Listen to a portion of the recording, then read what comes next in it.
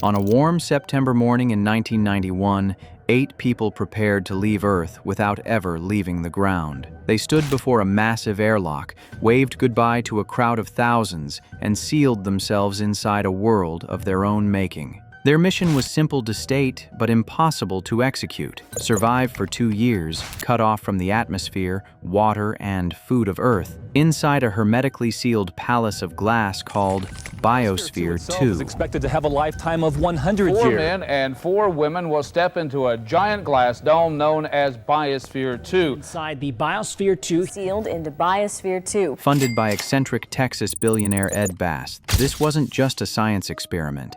It was theater, it was philosophy, and it was a survivalist premonition. The logic was, if we could build a working, self-sustaining Earth in a box, we could live anywhere. We could colonize Mars. We could survive a nuclear winter. We could escape our own planet. It was the most audacious ecological engineering project in human history, and it began to fail before the first crop was harvested. Together for up to 2 years.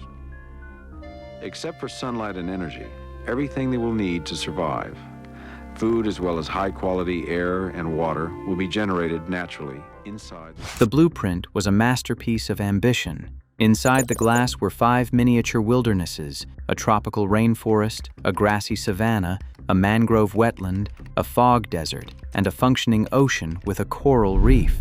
Every breath of air, every drop of water, and every ounce of waste was to be recycled in a closed-loop system. The humans would breathe the oxygen the plants made, and plants absorb the carbon dioxide that humans exhale. The wastewater would be filtered by the marshes and returned to the ocean. It was designed to be a clockwork Eden. They forgot one thing. A clockwork doesn't fight back. An ecosystem does. The trouble began almost immediately, driven by a stroke of cosmic bad luck. The winter of 1991 brought an unusually strong El Niño. The Arizona sky, usually blazing with sun, was choked with clouds for months. Without direct sunlight, photosynthesis slowed to a crawl. The plants stopped producing enough oxygen, but the bacteria in the soil kept eating it.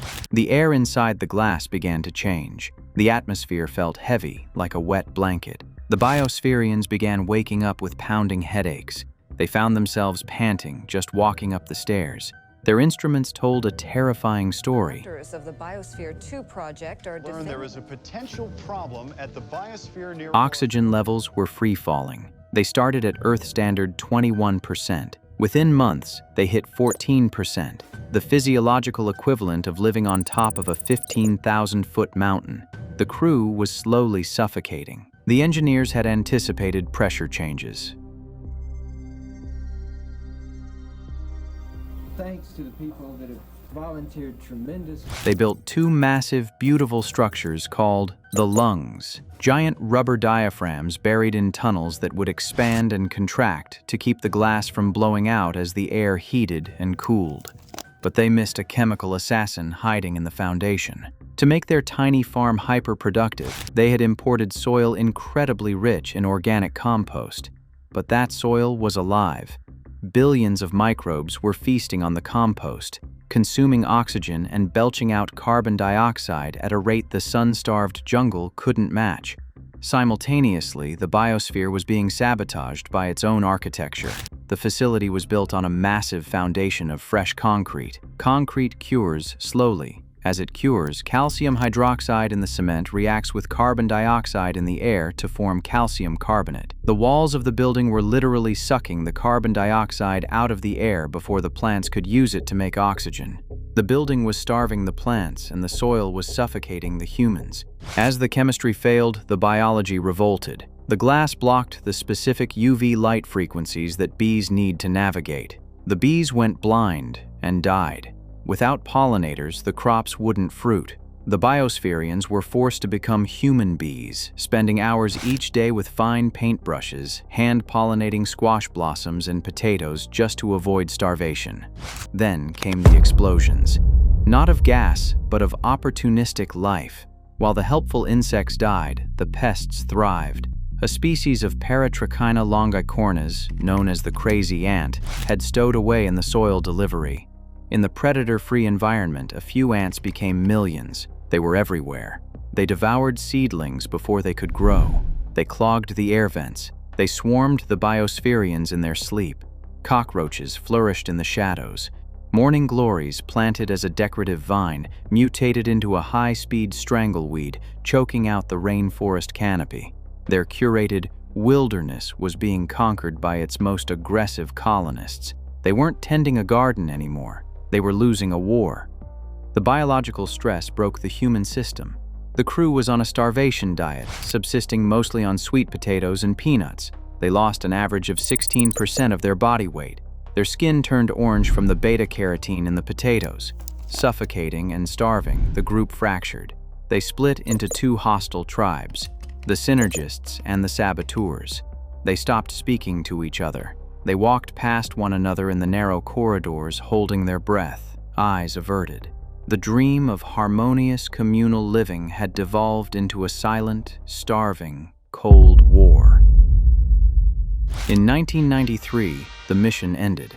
The airlock hissed open, and the 8 biospherians emerged. They had technically survived the 2 years, but the victory was a lie. Midway through the mission, with oxygen levels critical and the crew facing permanent brain damage, the project managers had made a secret decision. They broke the seal. They pumped pure oxygen into the facility and installed a carbon dioxide scrubber. The closed loop had been broken. The media turned on them instantly.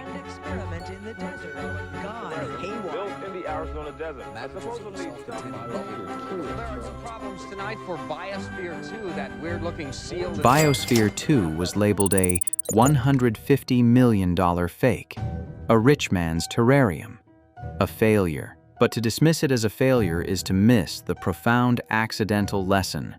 Biosphere 2 didn't fail because the people were weak or the engineering was bad. It failed because it was the ultimate stress test of our understanding of ecology, and we failed the test. It proved that an ecosystem isn't just a machine you can assemble from parts. It is a chaotic, vibrating negotiation, honed over millions of years, between billions of organisms, from the bacteria in the dirt to the clouds in the sky. You cannot blueprint that. You cannot control the whirlpools. Today, Biosphere 2 is no longer a stunt. It is a research facility where we study how drought kills rainforests and how acid kills coral. It humbles us. It showed us that for all our technology, we cannot simply build a backup planet. The ultimate engineering challenge isn't reaching Mars. It's understanding and preserving the infinitely complex, irreplaceable, and profoundly unbuildable spaceship we are already on. Earth. Biosphere 1. But fragile ecosystems aren't just found in nature. They are built into our global markets. In our next video, we'll investigate the miracle machine of the 1990s and the tiny hidden defect that brought the entire Asian economy to its knees.